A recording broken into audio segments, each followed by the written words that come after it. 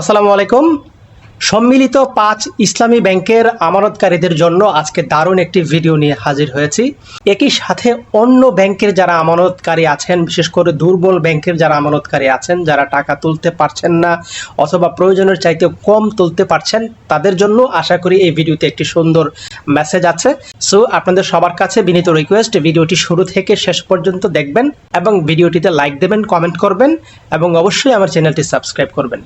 সম্মিলিত ৫ ইসলামিক ব্যাংকগুলোর আমানতকারীরা নিশ্চয়ই জানেন যে আপনাদের একটি অংশ ইতিমধ্যেই আন্দোলনে অংশ নিয়েছেন এবং তারা বারবার বাংলাদেশ ব্যাংকের সামনে বিক্ষোভ করছেন যেন তাদের আমানত অতি দ্রুত উত্তোলনের ব্যবস্থা করা হয়। এবং এরই প্রেক্ষিতে বাংলাদেশ ব্যাংকও কিন্তু বিভিন্ন পদক্ষেপ নিচ্ছেন, যদিও এখন পর্যন্ত বাংলাদেশ ব্যাংক আমানতকারীদের আমানত উত্তোলনের সুযোগ দিতে পারে নাই।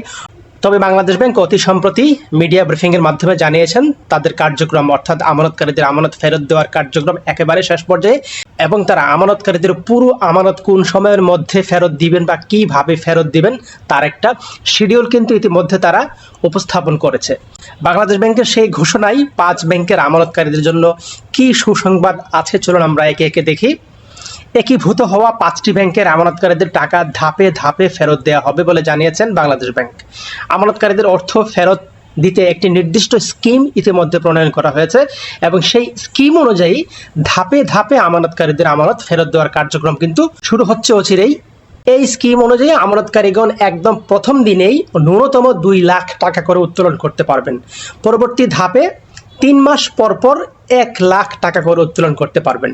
এভাবে সর্বোচ্চ ২১ মাসের মধ্যে আপনি আপনার আমানতের পুরো অর্থ উত্তোলন করতে পারবেন। আমি মনে করি এটা কিন্তু একটা যৌক্তিক স্কিম।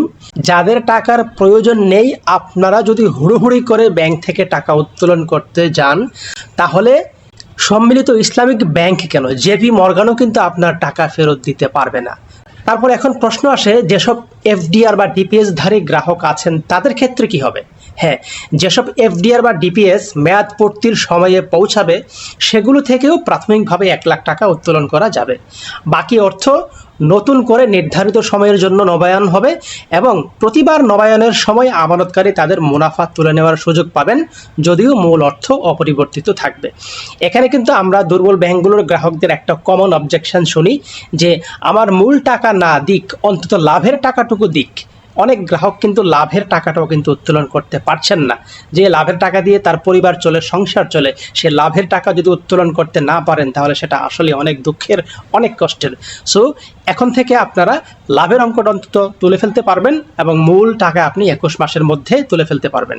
তাই আপনার প্রাথমিক বা পারিবারিক ব্যয় মেটানোর যে টাকা সেটা আপনি এখন নিয়মিত পাবেন বলে আমরা আশা করছি।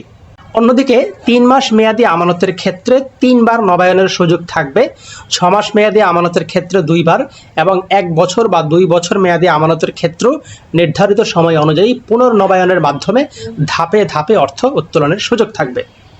এখন আমরা টাকা উত্তোলনের ক্ষেত্রে অনেক অসুস্থ গ্রাহকদের দেখি যে তার চিকিৎসার জন্য অনেক টাকার প্রয়োজন। সে যদি ব্যাংকে গিয়ে ৫,০০০ বা ১০,০০০ টাকা পায়, তার কিন্তু জীবন বাঁচানো সম্ভব হবে না।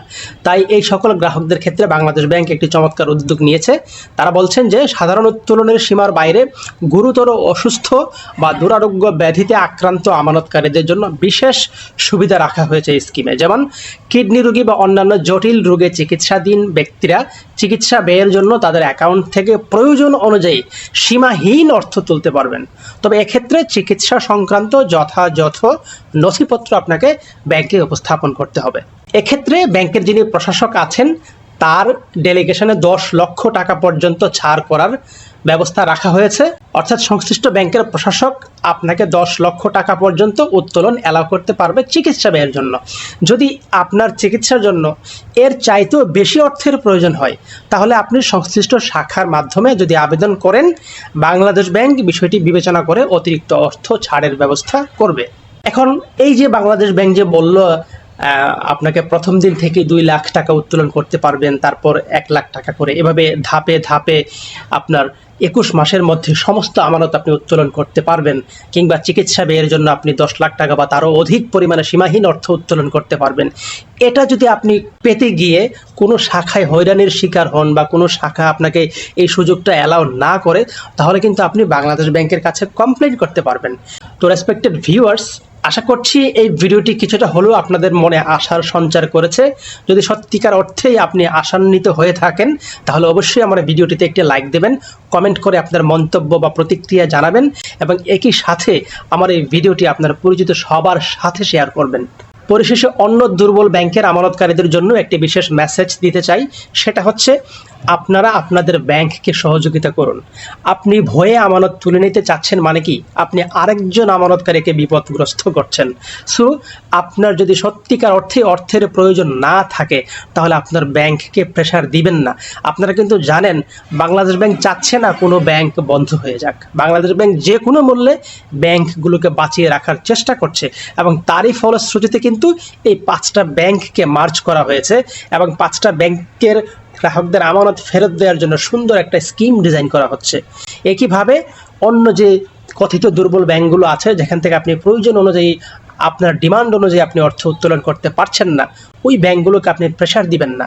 আপনি আপনার প্রয়োজনীয় অর্থটুকু তুলুন এবং আপনার পরিচিত অন্য আমানতকারীদেরকে বলুন ওই ব্যাংকের সাথে সুন্দর বা স্বাভাবিক লেনদেন করে যেতে। তাহলে দেখবেন 1 মাসের মধ্যেই ব্যাংকগুলোর চেহারা পাল্টে গেছে, ব্যাংকগুলো আবার স্বাভাবিক অবস্থায় চলে আসছে।